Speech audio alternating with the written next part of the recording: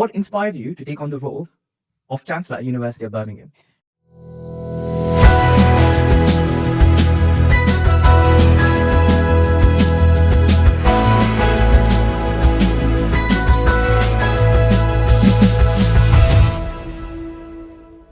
Hi guys, and welcome to the Coffee with President. I'm Syed, your Guild President here at University of Birmingham.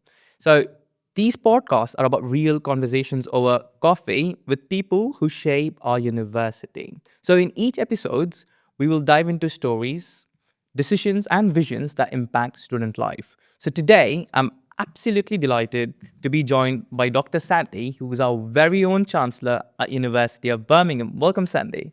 Thank you very much, and hello everybody. And there isn't any real coffee in here, by the way. So the first question, Sandie, would be, what inspired you to take on the role of Chancellor at University of Birmingham?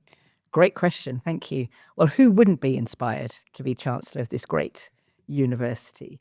The main thing for me was that I was a student here myself. I did law and politics in the 80s. Oh, okay. 80s. In the 80s, yes. In times of old money, times of old money. So being asked to come back as Chancellor was just such an honour. Not anything I ever thought would ever happen to me.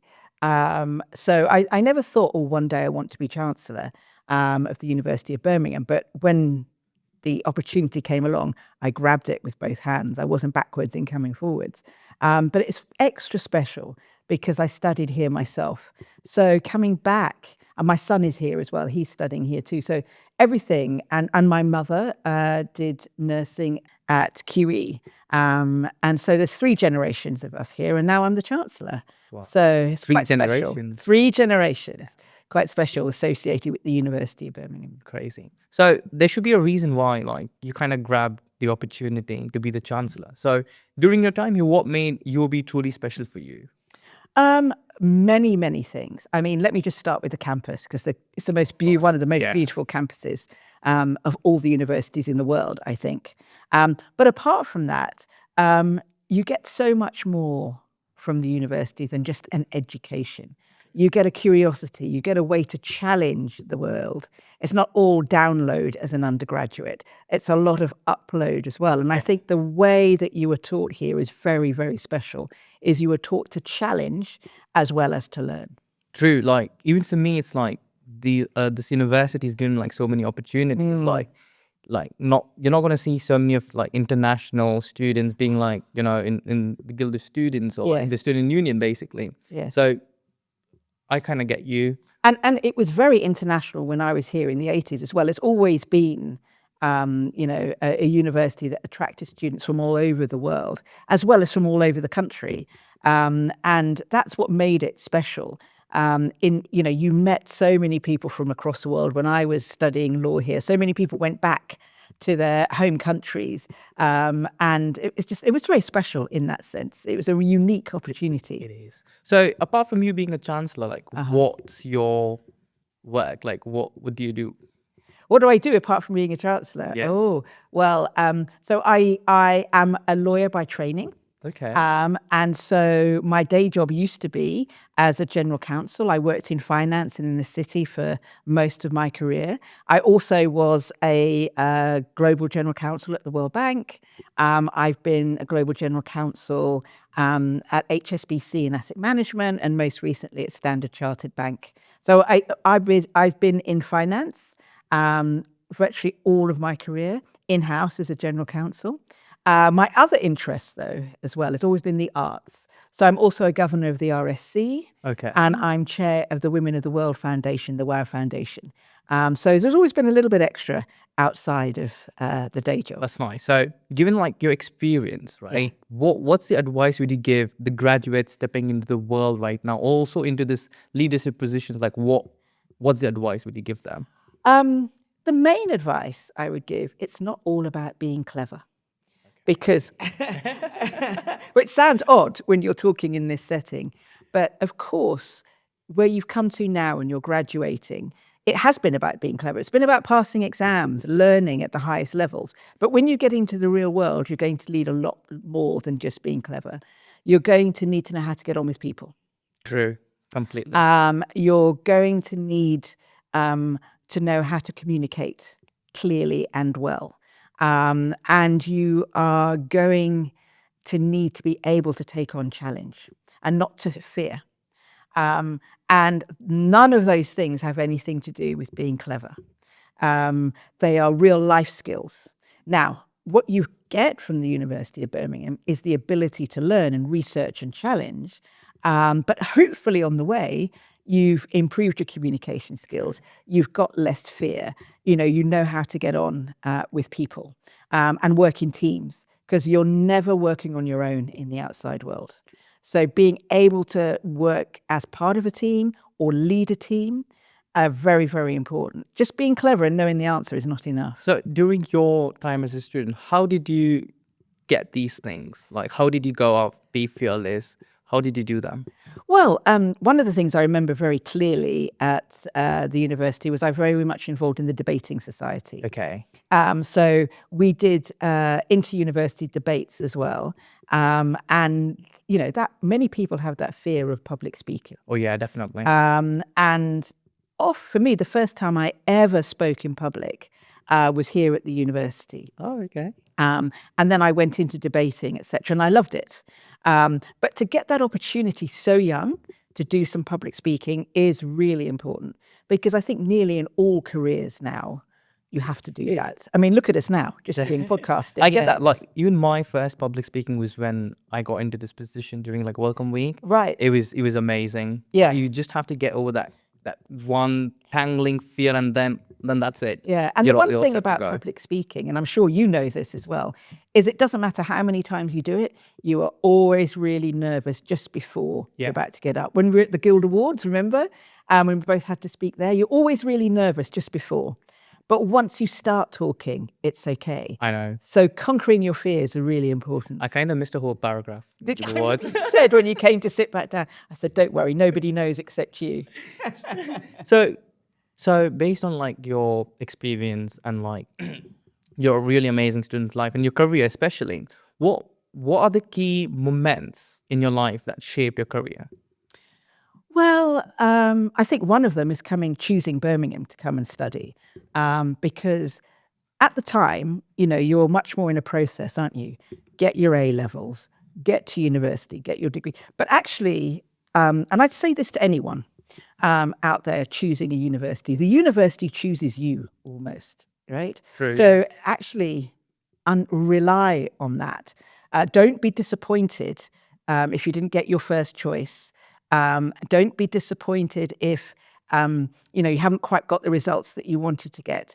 Just remember, the university will choose you, and they're right about that. If a university doesn't want you, then you're not right for that university. There's a reason, because universities have a character. And if the University of Birmingham has chosen you, you are very, very lucky, let me just say. So I think one of the key moments was being chosen by the university to come here and have the honour of being a student, because that really shaped me. As I said, I learnt my wings of public speaking and being encouraged to do that here, as well, of course, the academics that I got. But it's also what you get on top of that. I think the next thing I would say is kind of in different points in my career, making the choices others didn't want to make.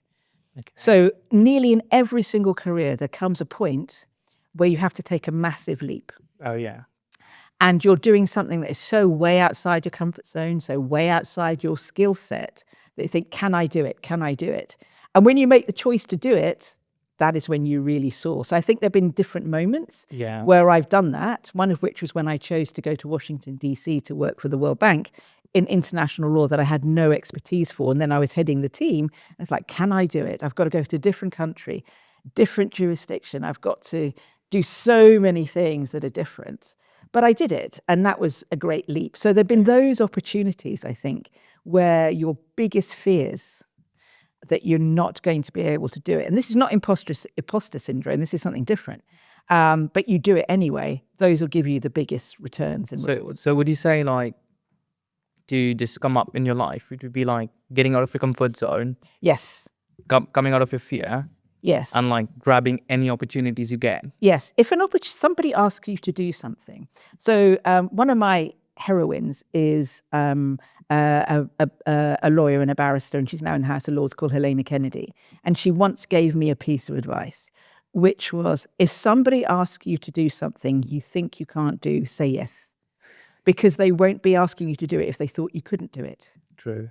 And it's when you feel that fear, when you think, I can't do it, that's your biggest opportunity, because someone sees in you something you don't see in yourself. True, I get that. You basically, before you spoke about university choosing you, Yes. right? So how did it feel for you to return to UOB, like this time as a chancellor? And like, was there like a sense of coming full circle for you, like completed?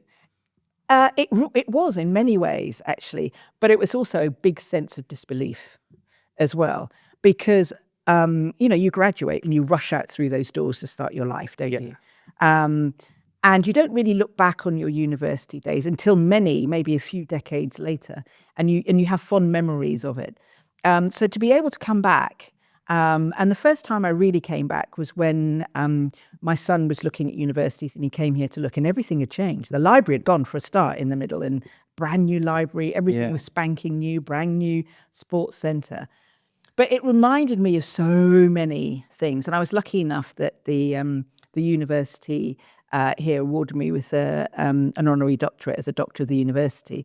So I had opportunities to come back, but I never saw myself coming back as chancellor. So that was a real honour. It felt like a real honour.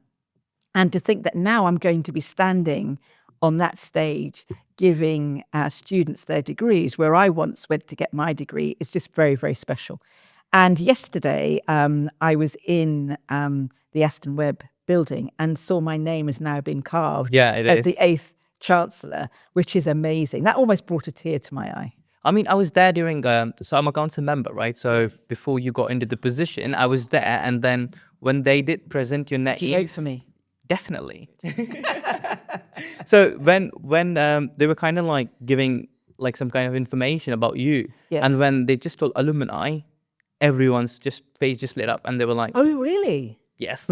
Really? Yeah. It really Was that matters. important then? Yeah, it is kind of like you see most of our trustee boards, most of the members are alumni, so they've been an active part of the guild. So it really matters, like you getting more involved within the university. And you really understand the university. It's kind of in your DNA. Yeah. Fair enough. So the last question would be like, what would your final advice be to the students? Not just University of Birmingham, any students. I would say think really, really big. Don't think about the next few steps. Think about, what are you going to do that's going to get you on the cover of Time magazine, that's going to change the world? How are you going to contribute to making the world a better place? You've just had, whichever university, a wonderful and very special opportunity of education that you've worked very hard for. Education doesn't come easily. You have to work for it. Nobody can give it to you. But also now you've got it, nobody can take that away from you. True. That's what my father always said. When you have an education, no one can take it away from you, right? It's one of the few things people can't take away from you. True. But then what are you going to do with it? And as I said before, it's not all about just being clever. It's about how you apply that and how you make the world a better place, and how you include other people in that as well. So I would think, what is your biggest dream, and how are you going to achieve that? And don't have a small dream, have a really big one. Because when you were 4 or 5, your big dream probably was to go to university, and you've done that now. So let's have another big dream that seems unachievable. Thank you so much, Sandie. Oh, thank you. It was really good having you here. Thank you for inviting me. And that brings us to the end of this episode of Coffee with President. Thank you, Sandie, for sharing your amazing journey with us. Thank you for inviting me, Syed, and I hope you enjoyed it. And for those of you that are graduating this summer, I hope to see you there and give you your certificates. Say hello when you come up on stage. Bye-bye. If you've enjoyed this conversation, give it a like and share it with a friend. Thanks for watching, and I'll see you at the next episode.